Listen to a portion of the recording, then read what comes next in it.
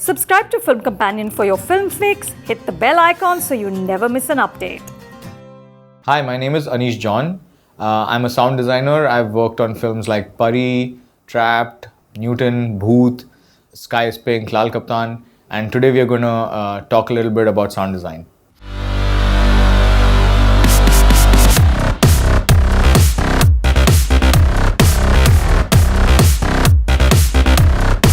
Everything you hear in a film, besides music, because music is something everyone kind of identifies and easily is able to point out.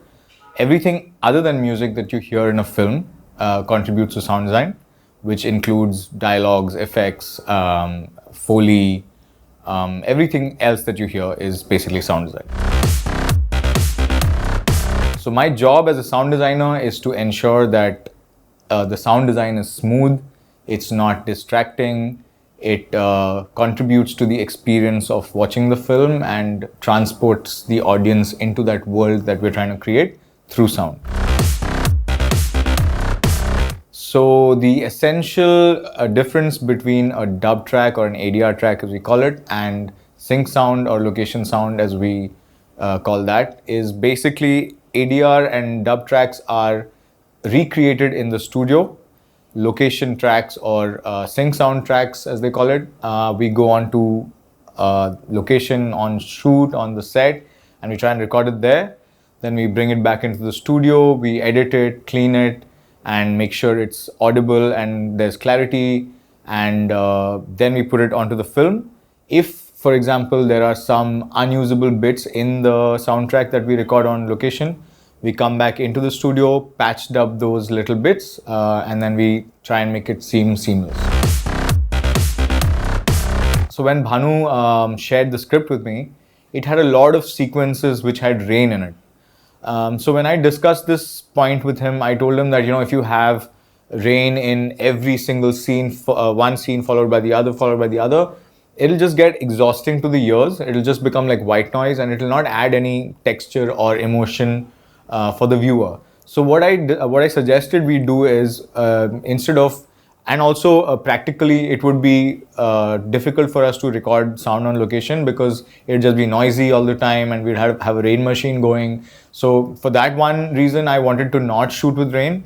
And secondly, I wanted him to use it sparingly so that whenever we wanted to accentuate or highlight a moment or, create some drama, those are the scenes I kind of told him that, if we have rain here, it would really help the scene. And, here the rain isn't adding much. So let's not have it. We can have maybe a thunder going somewhere through sound.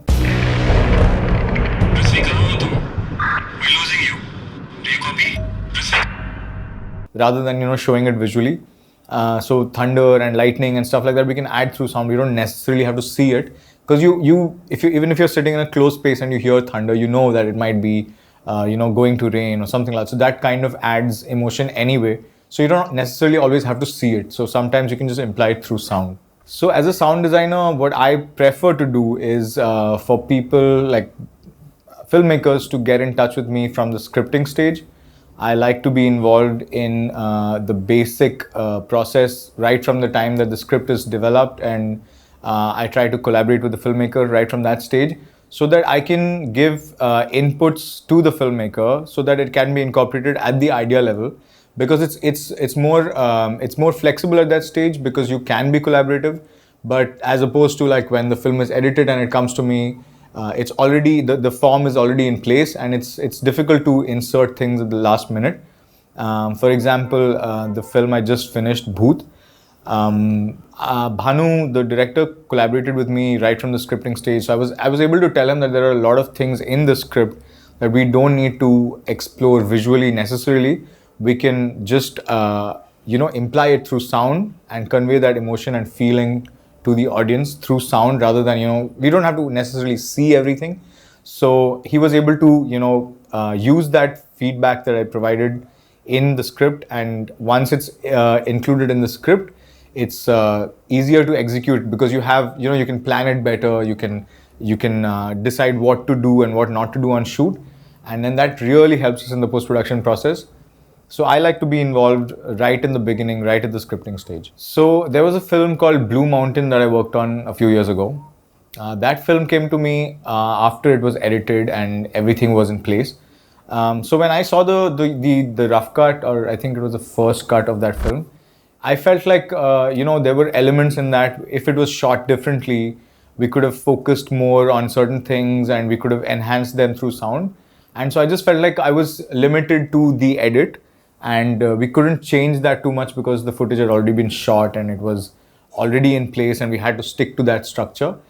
So that was one example where, if I had been involved during the scripting stage, it would have really helped me to sort of incorporate my ideas into the film itself. Sound. From a viewer's point of view, in my experience, I don't think they are necessarily ever pointing out bad sound. It's or good sound for that matter. It's usually working. Sound works at a very, very subconscious level. It bothers you only when it's bad and you're not really able to pinpoint what's wrong. But it kind of I think it takes you a little out of the film. It disturbs you and you're not sure what it is, but something doesn't work and it spoils your experience. And when the sound is good, everything is seamless. It's not a problem. It adds to your experience.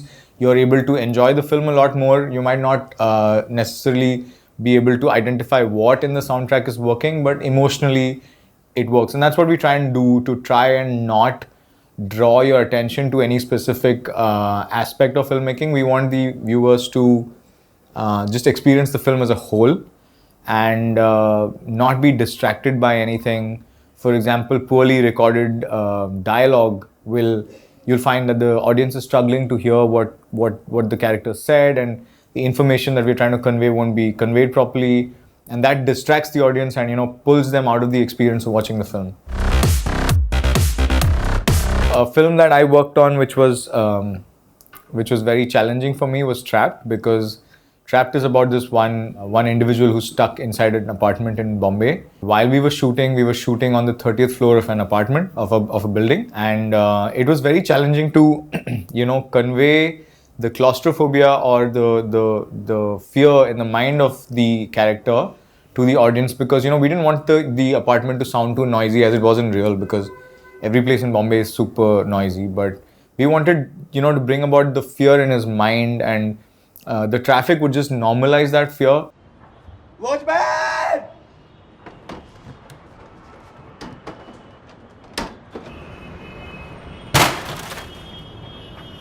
Watchman! Watchman! Watchman! So we had to kind of create a soundtrack which was noisy at times, but largely we were also playing with his mind space.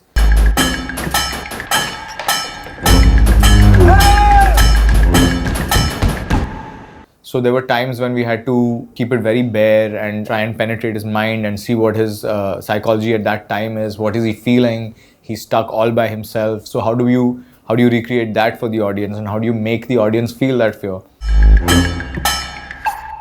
Hello! So that was very interesting for me on Trapped, and the fact that we used background score very, very sparingly. We were able to not force an emotion upon the audience. We kind of shared that experience with the audience, and we just left it up to them as to feel whatever they would feel if they maybe were stuck in that same sort of a situation. So that was a very interesting experience for me. The climax, when Shaurya's broken free from the apartment and he's climbing down the building, it was scored by Alokananda, and the entire sequence was scored, and it was very beautifully scored, I must add. And thankfully her sensibilities aren't very commercial, and it was very, very correct for that scene. But firstly when I watched it, I felt like it might be more interesting to not hear score in certain portions, and just hear the wind blowing, or like his hand scraping the walls, or when he finally lands on the landing of the lower floor, his foot kind of like slides, and you hear those things. It adds so much more to the tension, and this is what I as an exercise, I just muted the score in that one scene for some portions in that scene, And then when Vikram came in, I showed it to him and asked him what he felt about it. And thankfully, he reacted very positively, and he thought it was adding a lot more. And I think the tension in that scene was greatly elevated because of the fact that you actually hear the real sounds that this character is hearing while he's walking down. Like he's trying to climb down, and he's so high up in the air, and that would kind of add to the tension in that scene. And also, like, we identified the moments that needed highlighting through music, and I thought like Trapped has got to be one of my most collaborative films because Aluka, Vikram, me, we were all on the same page, and wherever we felt that we could mute the score, Aluka agreed with us, and wherever we wanted to accentuate an experience, we highlighted it through music, and it was I thought that scene worked out really well for us in the end. If you like this video, please subscribe to Film Companion.